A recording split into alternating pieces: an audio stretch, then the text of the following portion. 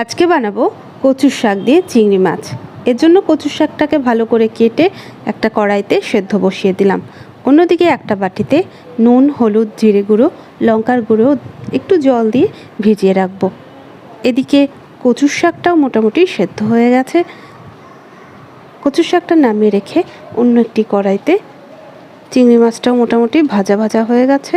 চিংড়ি মাছটা নামিয়ে ওই তেলেই ফোড়ন দিয়ে দেব তেজপাতা, শুকনো লঙ্কা আর জিরে, আর একটু আদা কুচি। তার মধ্যে দিয়ে দিলাম ওই মশলার মিশ্রণটি। এবার কষানো হয়ে গেলে দিয়ে দেব কচুর শাকটা। কচুর শাকটা মশলার সাথে ভালো করে মিশিয়ে এরপরে চিংড়িগুলো এর মধ্যে দিয়ে দেব। চিংড়িগুলো দেওয়ার পর ততক্ষণ শাকটা রান্না করব যতক্ষণ না জলটা টেনে যায়। তৈরি আজকের রেসিপি কচুর শাক দিয়ে চিংড়ি মাছ।